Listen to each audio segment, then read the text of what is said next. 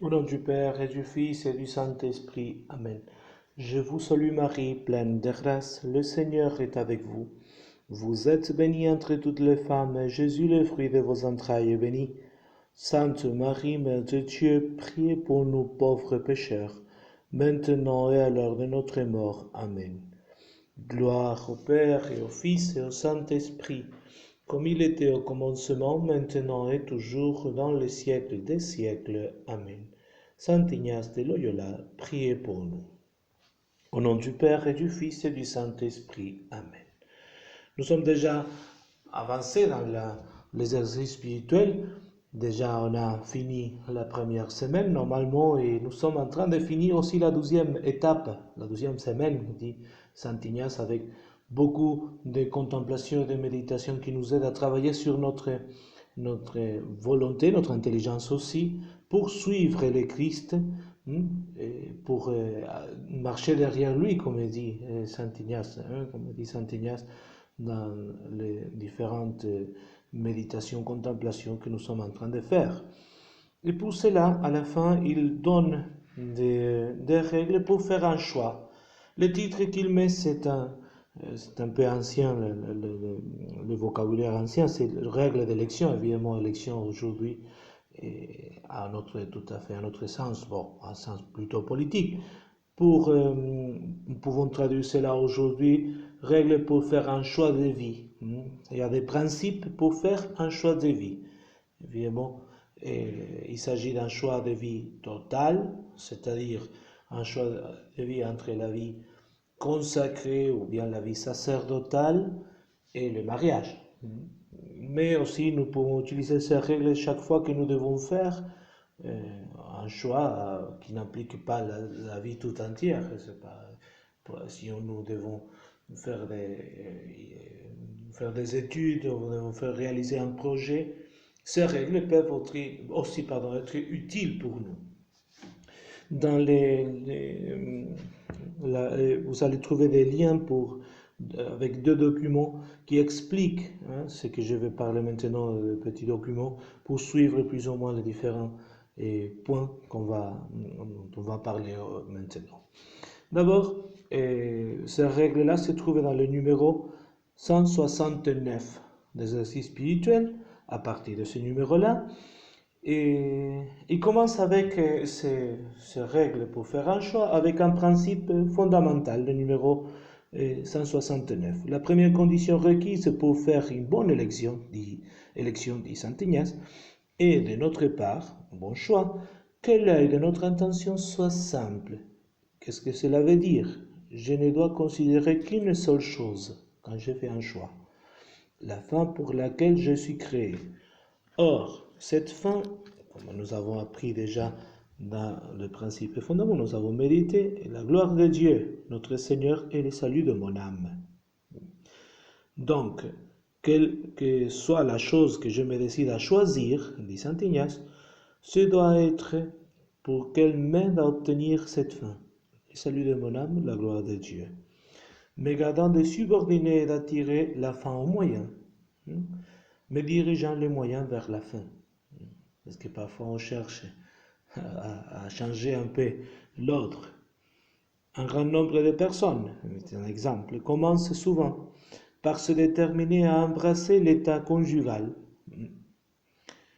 par exemple, qui n'est qu'un moyen pour aller au ciel, pour la gloire de Dieu.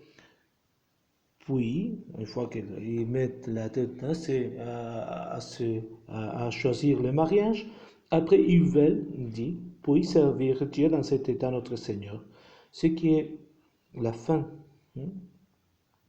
D'autres commencent également pour prendre la résolution d'accepter des bénéfices ecclésiastiques. Et c'est aussi le langage de Saint Ignace à l'époque. Veut dire, assumer une paroisse, on dirait aujourd'hui. Elle pense ensuite au moyen de servir Dieu en possédant le bénéfice. C'est-à-dire qu'il voudrait prendre une paroisse et après, oui, si je vais servir Dieu dans la paroisse en étant curé des paroisses, bon, j'ai cette pensée. Lorsqu'il dit il ne faut pas prendre les moyens par la fin pour le moyen. Aucune de ces personnes ne va droit à Dieu, mais toutes veulent que Dieu vienne droit à leur affection déréglée ou désordonnée, comme nous disons. Et par conséquent, elles font de la fin le moyen et du moyen la fin. Ce que nous disons, que Dieu fasse ma volonté, que c'est qu'on a vu aussi dans les méditations des trois types d'hommes, par exemple. Elles mettent en dernier lieu ce qu'ils devraient avoir premièrement en vue, la gloire de Dieu et le salut de l'âme. Car nous devons en premier lieu nous proposer de servir Dieu, ce qui est notre fin, et en deuxième lieu d'accepter un bénéfice ou de choisir l'état de mariage. Si cela nous paraît plus convenable, c'est quel est le moyen pour arriver à la fin. Alors, quelle est la volonté, quelle est la gloire de Dieu et le salut de mon âme? Ok, c'est là. Donc, je vais choisir donc les moyens que mieux me conduisent à rendre gloire à Dieu. Aucun motif, dit toujours Saint Ignace dans le numéro 169, aucun motif ne doit donc me déterminer à choisir ou à rejeter tout ce qui est proprement moyen que le service et la louange de Dieu notre Seigneur et le salut éternel de mon âme. Il ne doit pas y avoir un motif économique, un motif sensible, plutôt et surtout et uniquement la louange, le service et la louange de Dieu, le salut éternel de mon âme. Alors, il explique de la nature des objets qui peuvent être matière d'élection. Donc, pour cela, il va donner quelques règles. Il y a 4 règles et une remarque. Première règle, en quoi nous pouvons faire un choix? Sur quoi nous pouvons faire un choix? Quel objet? Quels sont les objets dont nous pouvons utiliser, nous devons juger, nous pouvons juger pour faire un choix. Il est nécessaire que toutes les choses dont nous voulons faire un choix soient indifférentes ou bonnes en elles-mêmes et admises dans l'Église catholique, notre Sainte Mère. Elles ne peuvent donc être jamais mauvaises ni contraires à ce que l'Église reçoit. Je ne peux pas choisir entre, par exemple, faire un choix entre un travail honnête et un travail de voleur, narcotrafiquant, par exemple. Je l'ai dit comme ça parce que le 12e n'est pas accord à la morale chrétienne, au bon principe, c'est mauvais en lui-même. 12e règle, il est des choses qui rendent l'élection, le choix, invariable. On ne peut plus les changer, comme c'est le sacerdoce ou le mariage. Évidemment, c'est évident. Il en a d'autres qui la laissent variable, laissent les choix variables, comme sont le bénéfice ecclésiastique et le bien temporel, que l'on peut accepter et abandonner à la volonté. Par exemple, étudier tel ou tel domaine, par exemple. Je vais être avocat ou médecin. Évidemment, je peux être médecin et après commencer la carrière d'avocat, faire les études pour être avocat, par exemple. 3e règle, le numéro 172. Lorsqu'on a fait un choix qui est de sa nature invariable, je me suis marié, je me suis engagé dans le sacerdoce, il n'y a plus à y revenir, puisque les liens est essentiellement indissoluble. On s'est marié avec une personne, ça y est, on ne peut plus revenir et dire voilà, on va repenser la situation. Voilà, normalement, dans l'église, on ne fait pas ça. Les sacerdoces, pareil. Si donc, on n'a pas fait ce choix avec maturité, dit Saint Ignace, et sans affection désordonnée, déréglée, comme on le devait, il faut tâcher de s'en repentir et de mener une vie régulière dans l'état que l'on a choisi, c'est-à-dire vivre une vie, assumer la faute et continuer à vivre la vie régulière, dit Saint Ignace, dans l'état qu'il a choisi, bien que ce choix ne soit pas, ce semble une vocation divine, un appel de Dieu au mariage, au sacerdoce, à la vie consacrée, puisqu'elle s'est faite avec une intention oblique, tordue, et avec une affection désordonnée. Beaucoup de personnes se trompent en prenant un choix semblable pour une vocation divine. Ah, Dieu m'appelle au mariage. Ah, si, Dieu m'appelle au mariage, je ne sais pas. Mais c'est pas Dieu, c'est eux-mêmes qui sont en train de, à cause d'une affection désordonnée, s'incliner vers le mariage. Hmm? Lorsque Dieu demande une autre chose, il demande peut-être couper avec quelqu'un pour suivre la vocation à laquelle il appelle, sacerdoce, la vie consacrée. Beaucoup de personnes se trompent en prenant une élection semblable pour une vocation divine, car la vocation divine est toujours pure et sans souillure, sans mélange des inclinations de la chair et des sens, ni d'aucune autre affection désordonnée. Bon, quatrième règle, si l'on a fait d'une manière sage et convenable, hein, si on a fait un choix, non, sans prendre conseil de la chair ni du monde, un choix qui est en lui-même variable, il n'y a pas de raison de faire de nouveau un choix. Moi, j'ai décidé à commencer à faire des études sur, c'est pas, ingénierie. Et, c'était bien, parce que j'ai pas pris conseil de la chair ni du monde. Bon, c'est bien, c'est selon Dieu. J'ai vu que dans ce domaine-là, je pourrais sauver mon âme et rendre gloire à Dieu. Il n'y a pas raison à faire de nouveau un choix. Pourquoi changer? Il suffira de se perfectionner dans l'état que l'on a choisi autant qu'on le pourra.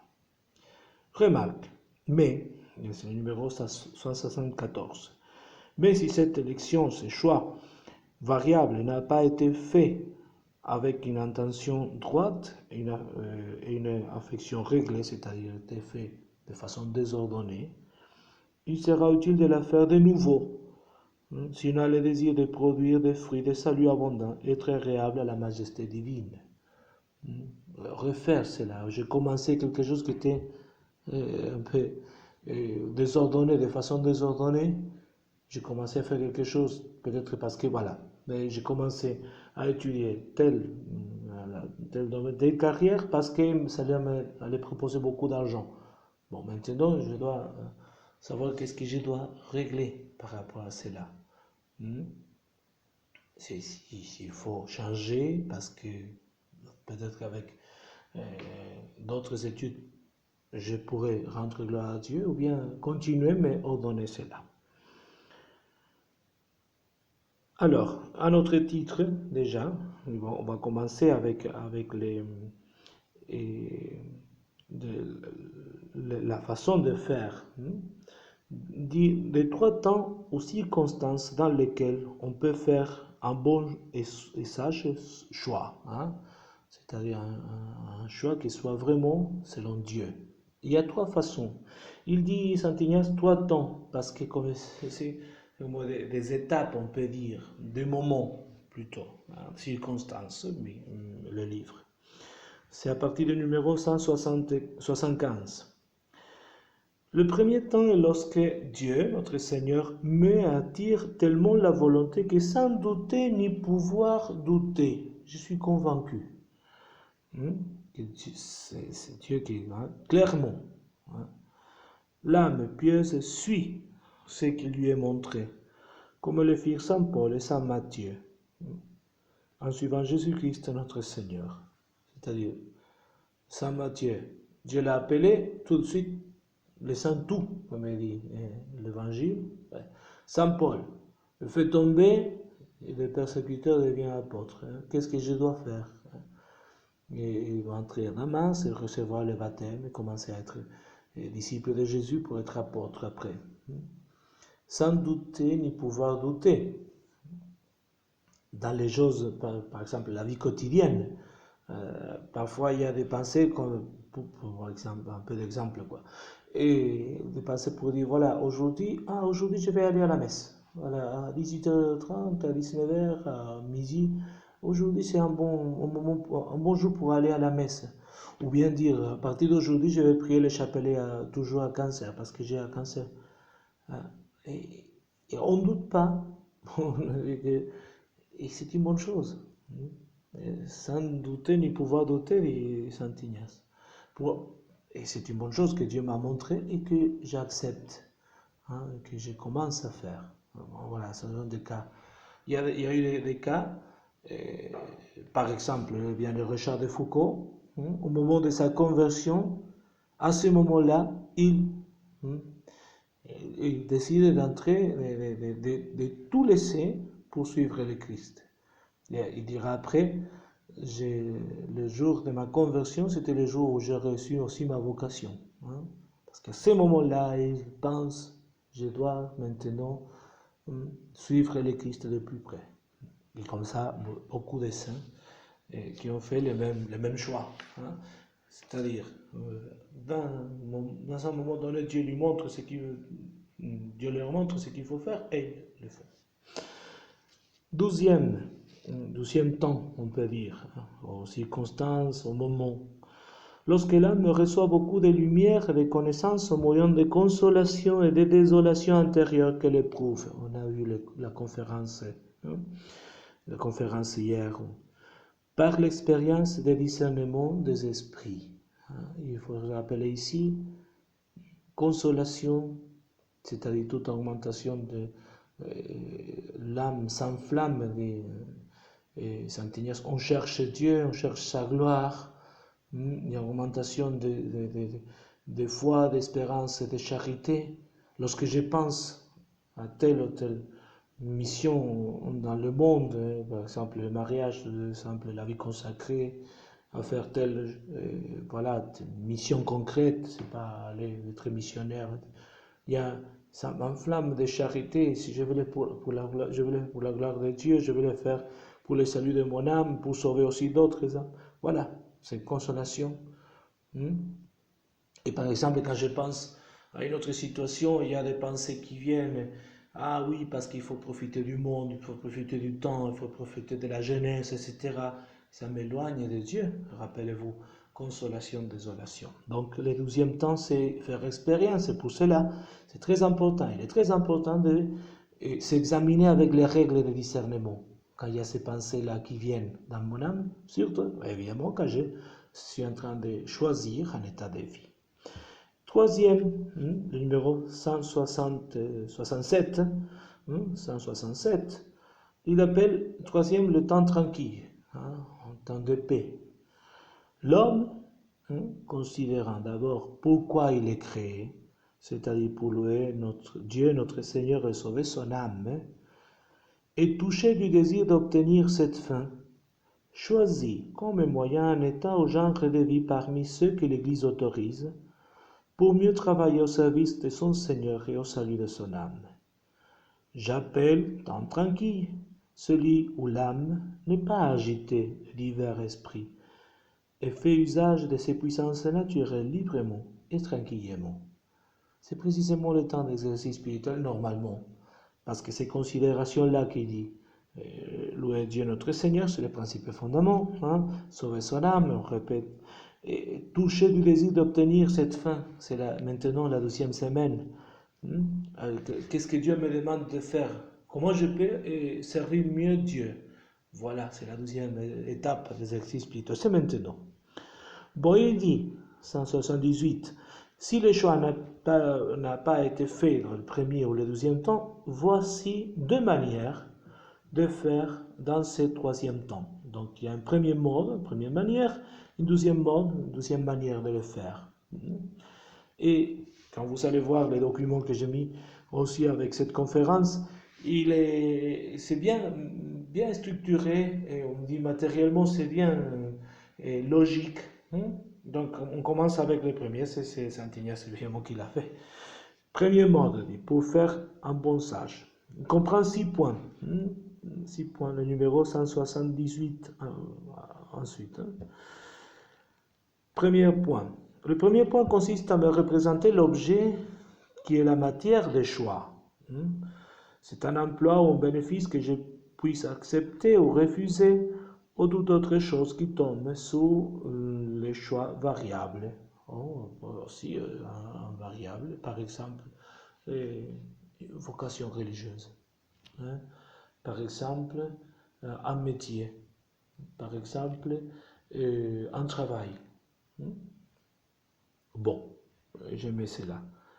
12e point.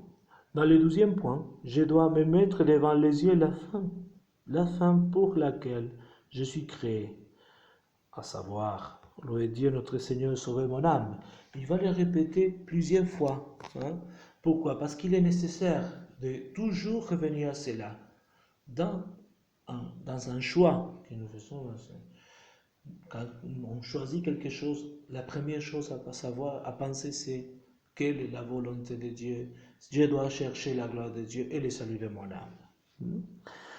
Je dois en outre me trouver dans une entière indifférence.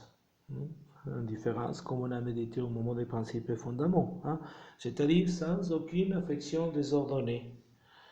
De sorte que je ne sois pas plus porté ni affectionné à choisir l'objet proposé qu'à le laisser, ni à le choisir ni à l'abandonner, ni plus à le laisser qu'à le choisir, gardant l'équilibre de la balance, bien graphique, et prêt à suivre les parties que me semblera le plus propre à procurer la gloire de Dieu et le salut de mon âme.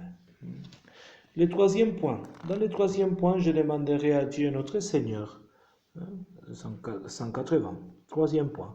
Dans le 3e point, je demanderai à Dieu notre Seigneur qu'il daigne toucher ma volonté et me mettre lui-même dans mon âme ce que je dois faire relativement au choix qui m'occupe.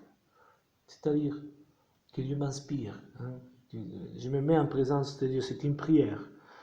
À sa plus grande louange, à sa plus grande gloire, réfléchissant de mon côté avec attention et fidélité, c'est-à-dire c'est une bonne réflexion, une bonne méditation que je dois faire de ma vie concrète, au moyen de l'entendement, afin de faire un choix conforme à sa très sainte volonté et en son bon plaisir. C'est-à-dire je vais m'efforcer avec mon entendement pour trouver des raisons pour faire les choix. Pourquoi? On va le voir maintenant.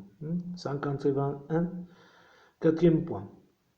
Dans le 4e point, je considérerai avec attention d'un côté l'utilité et les avantages qui doivent résulter pour moi de l'acceptation de cet emploi ou de ces bénéfices, sous le rapport unique, encore une fois, de la louange de Dieu notre Seigneur et le salut de mon âme. Et l'autre, je considérerai les inconvénients et les dangers.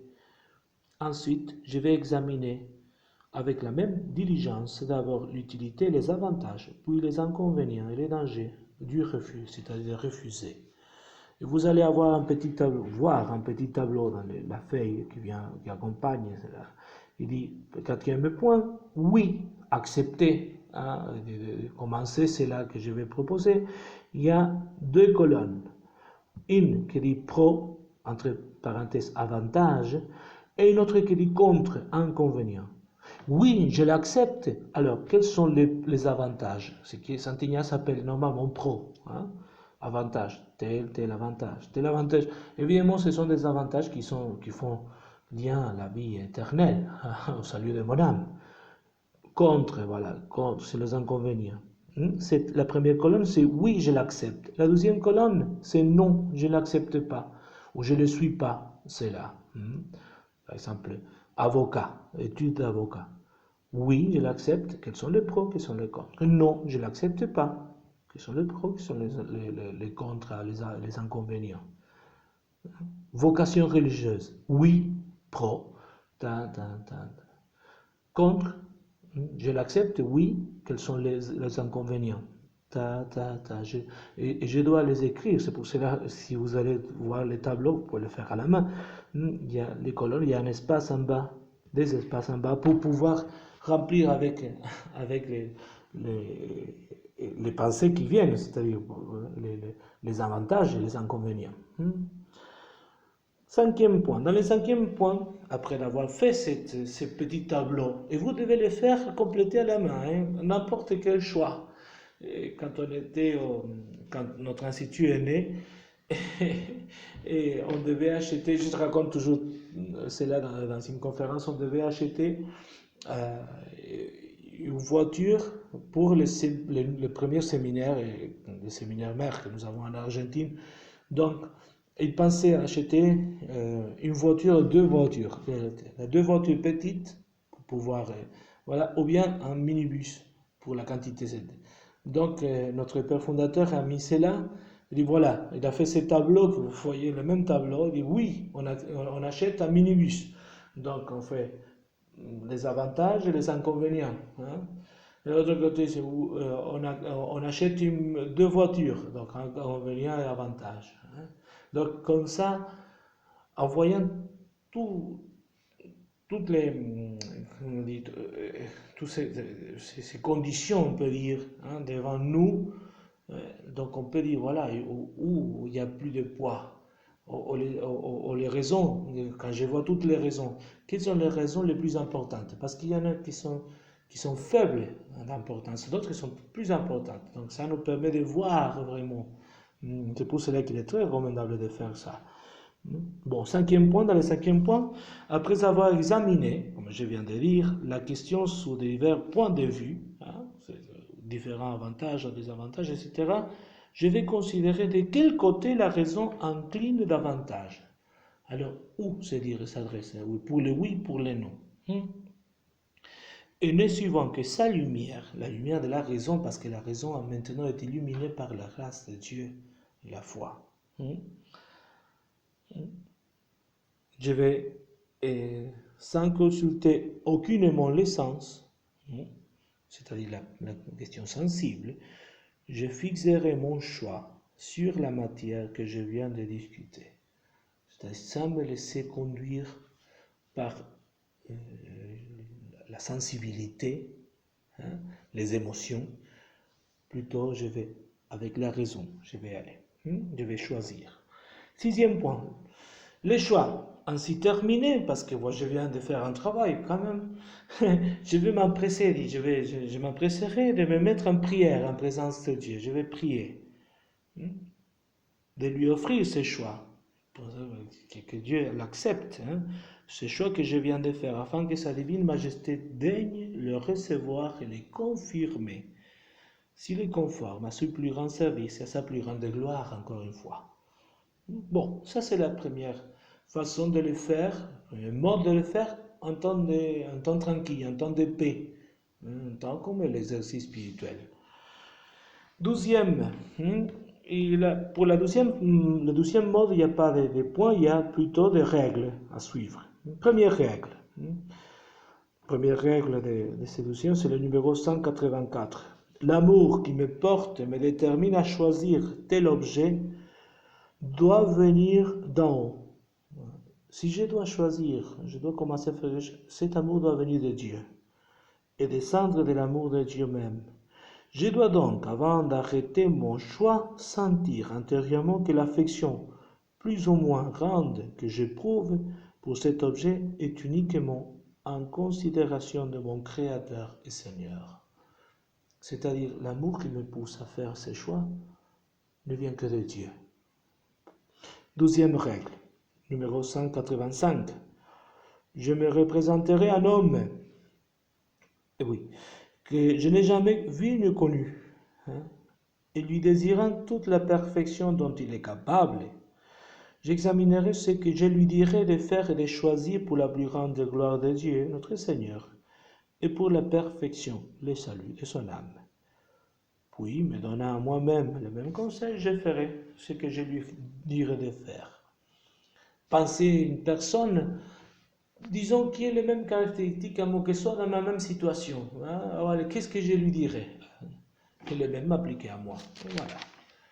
Troisième règle, je considérerai, numéro 186, je considérerai comme si j'étais à l'article de la mort, avant de mourir. De quelle manière et avec quel soin je voudrais m'être conduit dans l'élection présente, le choix présent. Et me réglant sur ce que je voudrais avoir fait alors, je le ferai fidèlement maintenant. Et par exemple, je me reviens qu'au moment de ma mort, hein, et voilà, Dieu m'a appelé au sacerdoce, je n'ai pas refusé. En fait, je n'ai pas refusé, grâce à Dieu. J'ai suivi ce que Dieu me proposait. Et plusieurs ont dit le même, la vie consacrée, le mariage. Et au moment où il n'y a pas de sa charge de conscience, aurait dû faire. À ce moment-là, voilà. Si je pense au futur, je l'applique maintenant. Quatrième règle, je considérerai avec attention quelles seront mes pensées au jour du jugement, le jour où je vais me présenter devant le Seigneur pour le jugement de mon âme. Je me demanderai comment je voudrais avoir délibéré dans les choix actuels. Et la règle que je voudrais alors avoir suivie est celle que je suivrai à cette heure, afin de me trouver en ce jour dans un entier contentement et dans une grande joie. C'est-à-dire aujourd'hui, je pense à mon jugement particulier devant le Seigneur Jésus-Christ. Il m'a demandé qu'est-ce que tu as fait de ta vie lorsque je t'ai appelé à faire telle ou telle chose. J'ai dit, oh, je n'étais pas, j'ai pas commencé. Ou bien si, Seigneur, j'ai accepté, je t'ai suivi à telle chose. Tu suis dans le mariage, tu suis dans la vie consacrée, le sacerdoce, etc. Et l'appliquer maintenant. Et la dernière, c'est la note, la remarque 188, comme la façon de faire précédente. Après avoir exactement observé ces 4 règles, et pourvu ainsi au repos et au salut éternel de mon âme, je ferai mon choix et mon oblation à Dieu notre Seigneur, comme il a été dit dans le 6e point du premier mot d'élection. C'est-à-dire, je vais aller devant Dieu offrir ce travail que je viens de faire. Après le numéro 189, il y a un autre titre. On va parler, c'est la 12e partie de cette conférence. Ne soyez pas trop fatigués aujourd'hui avec moi. Et c'est, il dit, l'amendement personnel de la réforme introduit dans l'état de vie que l'on a embrassé. C'est ce qu'on appelle, souvent nous, la réforme de la vie. Réformer la vie. Réformer la vie dans le sens, je vais l'orienter plus vers Dieu, vers Jésus-Christ. Ma vie va avoir quand même un point fixe, c'est dans la gloire de Dieu, le salut de mon âme, comme dit Saint Ignace. Je lis les textes, après je vais donner quelques conseils qui vous allez trouver aussi, vont être aussi présents dans la feuille qui accompagne, dans le document qui accompagne cette méditation, dans les liens. Et vous pouvez chercher ou regarder une feuille. Il y a beaucoup d'indications pour faire une réforme de vie. C'est-à-dire, je vais vous donner les éléments nécessaires pour écrire un papier vous-même en disant qu'est-ce que vous allez commencer à faire. Et voilà, c'est la réforme de la vie. Quant aux personnes constituées, dit Saint Ignace, dans le numéro 189, quant aux personnes constituées en dignité dans l'Église ou engagées dans les mariages, c'est-à-dire ceux qui ont embrassé la vie religieuse consacrée au sacerdoce ou bien les mariages, il faut, abstraction faite de la grandeur ou de la médiocrité de leur fortune, c'est-à-dire par les richesses de ce monde, tenir avec elles la conduite suivante.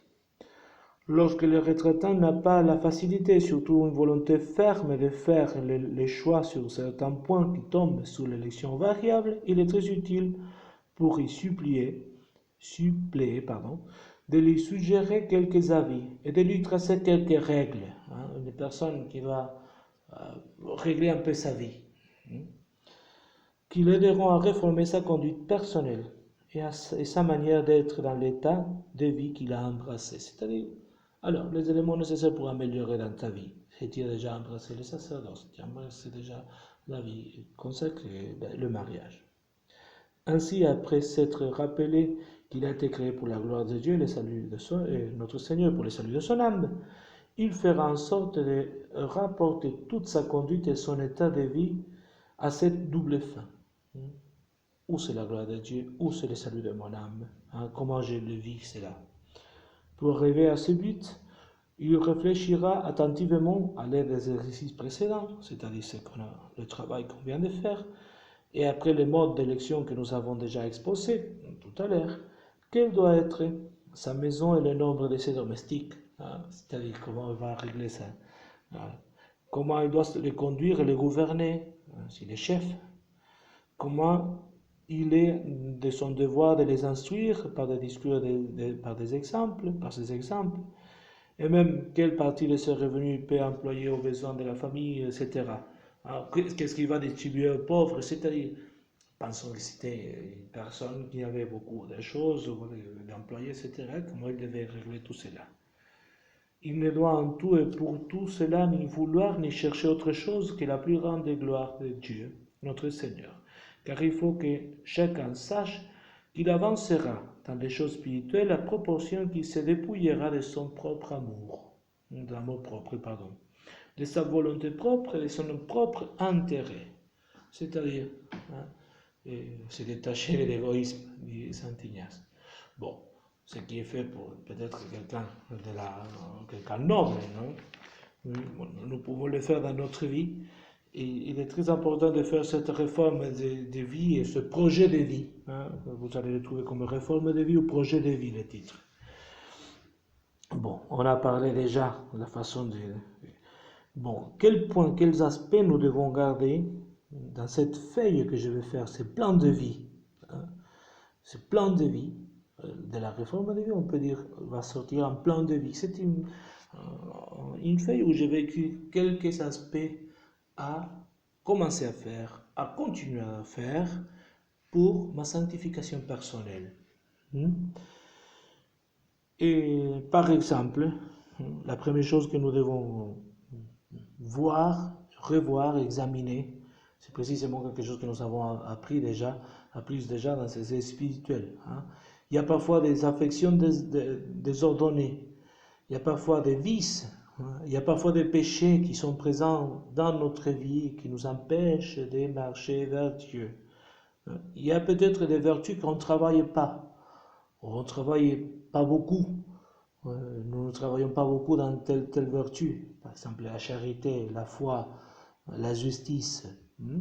Donc, quel est l'aspect? Hier, on disait par où le diable nous cherche et là, par où il peut entrer. Quelle est la brèche la plus faible, le côté du mur le plus faible pour entrer par là, pour y entrer, pour nous détruire. C'est comme ce capitaine, comme on dit Saint Ignace, le diable, pour envahir notre âme et la détruire. Donc, dans ma vie personnelle, la lutte contre les péchés, la recherche des vertus, vous avez dans la feuille. La vie spirituelle est comme une maison. Il y a deux parties. Il y a des parties qui sont, de grandes parties, des parties qui sont faibles, comme on vient de dire, comme on l'a dit hier, des parties qui sont fortes, qui sont plus fortes pour eux. Bon, les parties faibles. Quels sont les points faibles dans ma vie spirituelle? Et c'est là que je peux les voir à travers les examens de conscience. En quoi? Quels sont les péchés dont souvent je me confesse? Le plus souvent. Tout péché a sa dernière racine dans l'orgueil. Voilà. Mais il y a d'autres choses aussi, par exemple l'impatience, la paresse. Voilà. Pour travailler sur cela. Comment travailler dans la vie spirituelle d'une manière négative? En évitant les péchés. C'est-à-dire, je vais, par exemple, écrire, ok, d'accord, mon point faible c'est cela. Okay. Comment je peux éviter? Quelles sont les occasions de péché? Malheureusement, je suis trop dans les commérages, les amitiés, le temps que j'emploie, Ou bien d'une manière positive, c'est très bien, en faisant grandir la vertu qui est contraire à ces péchés. Pour les affections désordonnées, évidemment, nous savons que c'est quelque chose ou quelques personnes qui nous attirent et qui nous fait tomber dans des péchés. Soit une situation, soit quelque chose, un certain objet matériel, soit l'argent par exemple. C'est une personne, c'est une affection désordonnée. On peut avoir une affection désordonnée à l'internet, une affection désordonnée à l'argent, une affection désordonnée à telle personne, une affection désordonnée à mes choses. Voilà. Donc, savoir distinguer en quoi je vais travailler, en quel aspect précisément je vais travailler dans ma vie spirituelle. Évidemment, ça reste pour moi, pour mon directeur spirituel, toujours nécessaire. Hein. Avec l'exercice spirituel aussi, il doit avoir la résolution, si on n'en a pas, de trouver un directeur spirituel qui nous accompagne. Voir, voilà, quel est l'aspect le plus faible, bien que la vertu que je dois fortifier. Et voilà, nous pouvons faire. On n'est pas bon juge dans nos problèmes. Bon, ça c'est le premier point. La vie personnelle, la vie spirituelle, hein, l'aspect, la lutte contre les péchés ou la recherche de la vertu, on peut dire. 12e, la vie de prière. Comme on a dit, une première conférence, la prière marque ma relation avec Dieu. Et pour cela, je dois avoir une vie de prière. En raison de mon état de vie, mais nous avons tous la possibilité de prier, de faire de la prière. C'est-à-dire, soit seul, soit avec la famille. Hein, parce que les personnes qui sont mariées, qui ont des enfants aussi, on peut faire une prière communautaire. Cette époque-là nous a montré quand même que cela est très possible et porte beaucoup de fruits. Donc, comment c'est la vie de prière? Comment je vais régler ma vie de prière? Donc, d'abord, la dévotion à la très sainte Vierge Marie, prière du chapelet. Les autres choses, par exemple, la liturgie des heures, la prière du matin, la méditation, la lectio divina, la lecture de la Bible, la prière mentale, méditation, l'adoration si je peux le faire, quand je pourrais la faire dans une église. Et parfois avec une famille, hein, dans une famille c'est un peu difficile faire, par exemple, une heure d'adoration chaque jour. Un homme marié qui travaille, une femme qui travaille ou bien qui garde les enfants, qui travaille à la maison avec les occupations, c'est difficile avoir une heure. Mais au moins se concentrer 15 minutes, par exemple pour la prière mentale, la lecture de la Bible, le chapelet, un mystère de chapelet. Cela, voilà, par exemple. Et savoir aussi que dans les exercices, dans les plans de vie, il y a aussi une fois par an exercice spirituel, si on a la possibilité, chaque 2-3 ans, exercice spirituel. Peut-être à travers cette méthode online. Il faut savoir se retirer et amener les enregistrements et faire. Ou bien se retirer 3 jours dans une maison religieuse et faire aussi exercice spirituel. Bon, très important dans notre vie de prière, c'est l'examen de conscience. L'examen de conscience, soit, normalement c'est que nous appliquons le sens sur le péché, mais l'examen de conscience aussi sur la vie spirituelle. Comment je vis ma vie spirituelle. Et l'examen de conscience, et la pénitence aussi, comme dit Saint Paul, moi je cours, ce n'est pas sans fixer le but. Si je fais de la lutte, ce n'est pas en frappant dans le vide. Si je lutte, c'est pour quelque chose.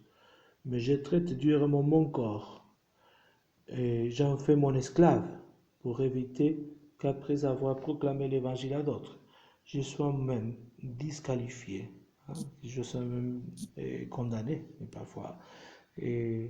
C'est-à-dire, je lutte avec mon corps. Bon, il y a différentes façons de faire pénitence, le jeûne, le sacrifice, même les privations. S'abstenir par exemple dans la journée de l'internet, c'était déjà pour beaucoup c'est une bonne pénitence.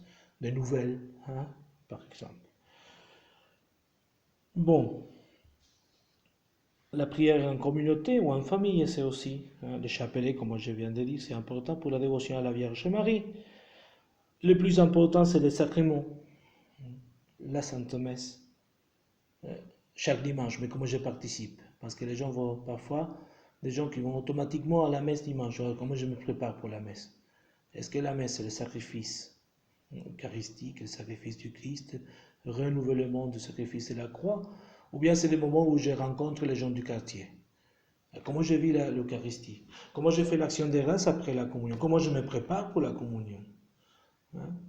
Et parlant de la communion, la confession. Une fois chaque 15 jours, une fois par mois, chaque 2 semaines. Les préceptes nous obligent, la loi de l'Église, une fois par an. Mais cela ne veut pas dire qu'on doit se confesser une fois par an. On peut se confesser chaque semaine. Les religieux qui le font chaque semaine. Et pourquoi? Parce qu'ils ont beaucoup de péchés? Alors, bon, normalement non, mais c'est parce que la grâce de la confession, c'est un sacrement que nous pouvons recevoir, c'est le sacrement que nous recevons et qui nous fait revivre la vie spirituelle, il fait revivre la force pour lutter contre les péchés. Non seulement il nous enlève les péchés, il nous font lutter, il nous donne la force pour lutter pour les péchés qui vont, les tentations qui vont venir, contre les tentations qui vont venir. Donc la confession. La direction spirituelle, on a déjà un peu parlé, évidemment choisir et trouver un directeur spirituel qui puisse nous accompagner dans notre vie spirituelle. Et après, il y a l'aspect de la famille, on peut dire l'apostolat. Soit l'apostolat en soi, qu'est-ce que j'ai fait comme membre de l'église missionnaire qu'on est tous, à cause d'être baptisé, on est grâce au baptême, on doit proclamer le Christ. Comment je proclame le Christ? Quelle œuvre d'apostolat j'ai fait dans la semaine, par exemple? Si j'ai participé à un groupe, si j'aide en quelque sorte, de quelle manière j'aide à l'église, non seulement matériellement, évidemment, comment je collabore à l'œuvre missionnaire de l'église à travers... voilà comment j'ai accompli un ministère, je suis dans la communion, je fais l'adoration, voilà. Dans ma famille, comment je vis cela? Bon, l'aspect familier aussi, par rapport à ma famille, ou bien la communauté où j'habite, le foyer où j'habite. Pour cela, nous pouvons par exemple suivre l'hymne de la charité, 1 Corinthiens 13, Saint Paul.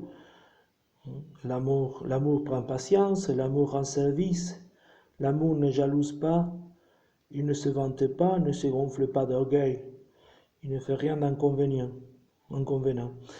Il ne cherche pas son intérêt, il ne s'emporte pas, il n'entretient pas de rancune. L'amour ne se réjouit pas de ce qui est injuste, mais il trouve sa joie dans ce qui est vrai. Il supporte tout, il fait confiance en tout, il espère tout, il endure tout. L'amour ne passera jamais. Et notre fondateur, c'est un texte qui est aussi dans notre constitution. Il faudrait remplacer le mot amour par le nom de chacun de nous. Moi, je prends patience, moi, je rends service, moi, je ne jalouse pas, moi, je ne me vante pas. Vous mettez votre prénom. Je ne me gonfle pas, je ne fais rien d'inconvénient, je ne cherche pas mon intérêt, je ne m'emporte pas.